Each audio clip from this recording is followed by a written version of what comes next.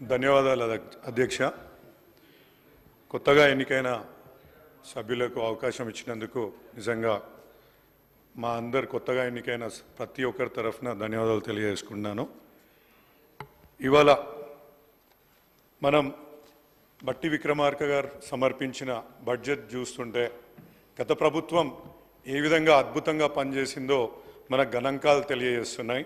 అందులో ముఖ్యంగా per capita income గురించి చూస్తే మన తెలంగాణ ఫార్మేషన్ అప్పుడు 1,24,000 రూపాయలు ఉండేది. అది 3,47,000 రూపాయలకు గత 10 సంవత్సరాల్లో ఎదిగినందుకు నిజంగా గర్విస్తున్నాం అధ్యక్ష. అదేవిధంగా ఐటీ ఎక్స్పోర్ట్స్ కూడా 14-15 సంవత్సరంలో 57,000 కోట్లు ఉంటే ఇప్పుడు అది 2,41,000 కోట్లకు చేరింది అధ్యక్ష.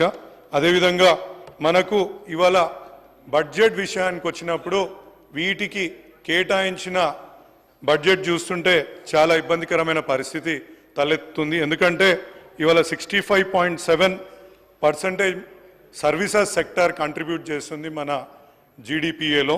అదేవిధంగా 18% ఇండస్ట్రీ కంట్రిబ్యూట్ చేస్తుంది మన జీడిపిఏలో.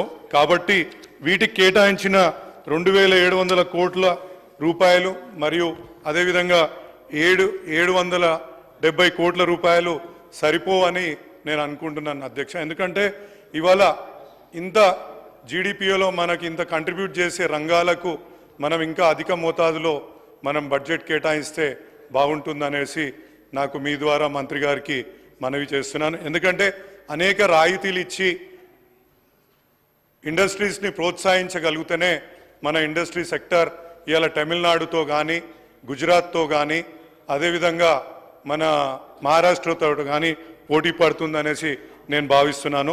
ఇంకొకటి దీనికి గ్రీన్ ఛానల్ కూడా ఏర్పాటు చేసి మనం ఇవాళ మన జిఎస్టీలో 50% ఏదైతే తీసుకుంటామో మనకు వచ్చేది వాళ్ళకి డైరెక్ట్గా ట్రాన్స్ఫర్ అయ్యే విధానంగా, అదేవిధంగా ఎలక్ట్రిసిటీలో ఏదైతే వాళ్ళకి రాయితీ కల్పిస్తామో వాళ్ళకి డైరెక్ట్ అందే విధంగా కొన్ని కల్పిస్తే ఇవాళ ఇండస్ట్రీలు ఇంకా ముందుండి ఉద్యోగ కల్పనలో ముందుకెళ్తాయనేసి నా యొక్క భావన అధ్యక్ష.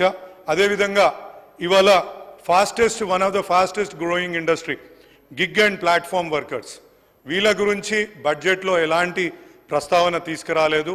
నాకు తెలిసి కాంగ్రెస్ మేనిఫెస్టోలో కూడా వీటి గురించి వాళ్ళకు ఒక సంక్షేమ నిధిని తీసుకొస్తామని చెప్పిండ్రు, కానీ బడ్జెట్లో ఎక్కడ ప్రస్తావించకపోవడం చూస్తున్నాం.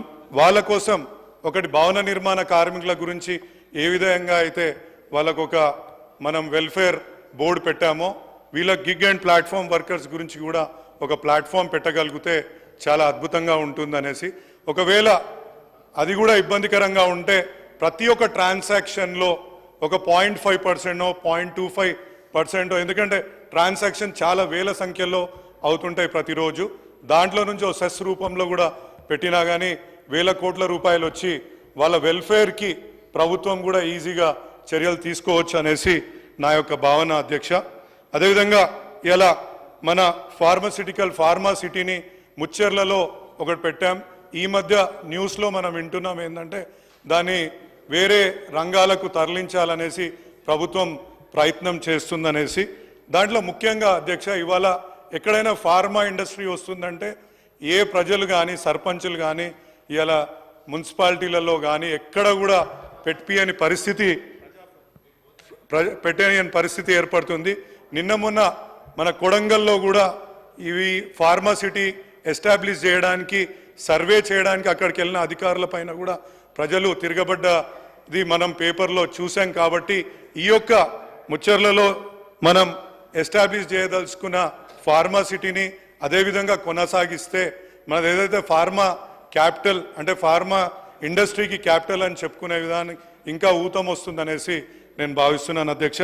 అదేవిధంగా defunct state and union government properties, ఇప్పుడు మన హెచ్ఎంటి, ఐడిపిఎల్, హెచ్సిఎల్ లాంటి అనేక ప్రభుత్వ సంస్థలు మన తెలంగాణలో ఉన్నాయి.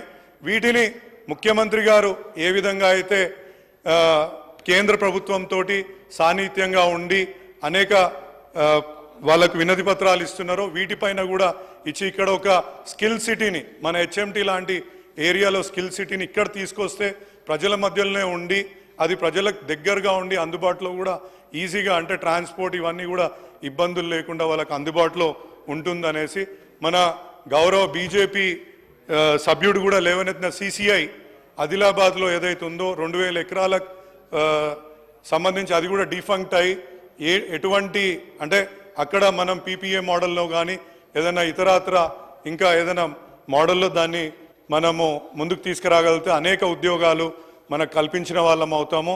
కానీ దానిపైన కూడా ఎటువంటి బడ్జెట్లో ఎటువంటి ప్రొవిజన్స్ పెట్టకుండా ఉన్నాయి అధ్యక్ష.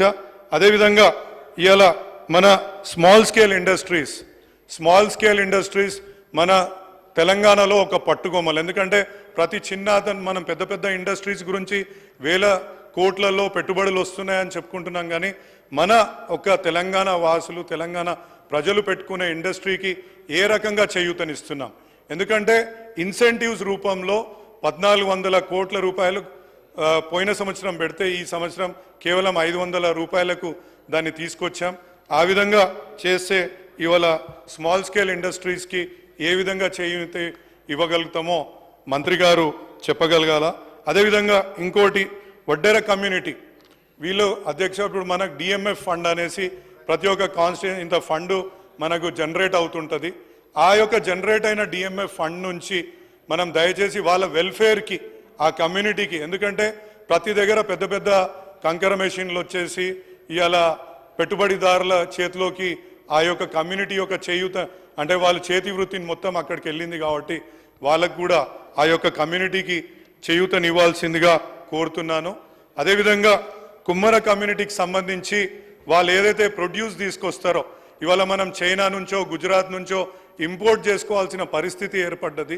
దీన్ని అధిగమించాలంటే ఇవాళ మన ప్రభుత్వం పరంగా ఇండియన్ రైల్వేస్ వాళ్ళు ప్రతి దగ్గర అది ఆ మట్టి టీపాట్ని ఏ విధంగా తీసుకుంటుందో ప్రభుత్వ పరంగా మొత్తం కార్యాలయాల్లో తెలంగాణ ప్రభుత్వ కార్యాలయాల్లో ఈ యొక్క మట్టి పాత్రలని మట్టి కప్పులని ప్రోత్సహించగలిగితే వీళ్ళకు కూడా చేయూతనిచ్చిన వాళ్ళం అవుతాం. తద్వారా వాళ్ళ యొక్క అభివృద్ధిలో భాగం అవుతామనేసి నేను భావిస్తున్నాము.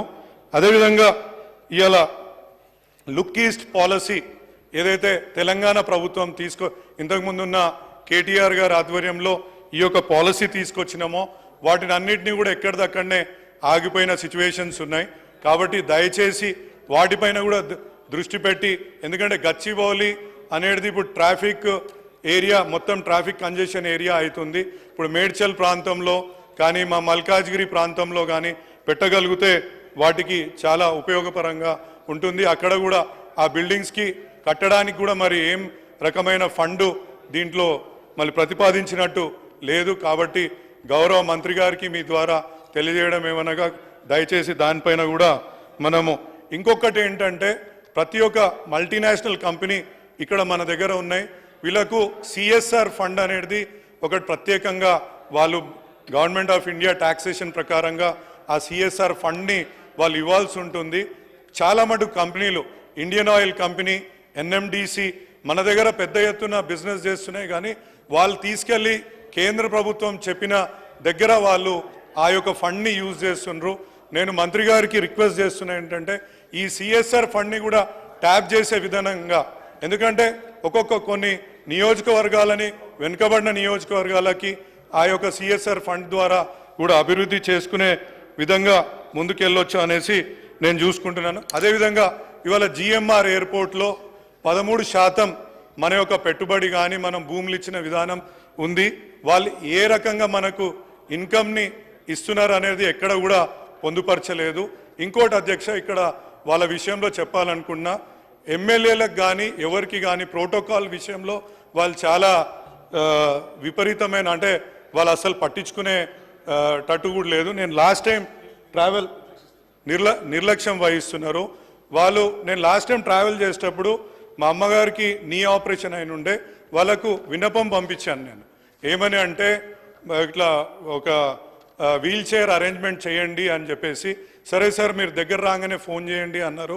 తర్వాత దగ్గరికి పోయినాక అంటే ఎయిర్పోర్ట్కి రీచ్ అయ్యే దగ్గరికి పోయినప్పుడు వాళ్ళకి ఫోన్ చేస్తే వాళ్ళు మీరు ఎక్కడున్నారంటే గేట్ పలానా నువ్వు చెప్పిన గేట్ దగ్గర ఉన్నామని చెప్తే మీరు సెక్యూరిటీ క్లియర్ అయిపోయినాక రండి అని అంత నిర్లక్ష్యంగా వాళ్ళు జవాబు ఇవ్వడం నేను సభా దృష్టికి తీసుకొస్తున్నా.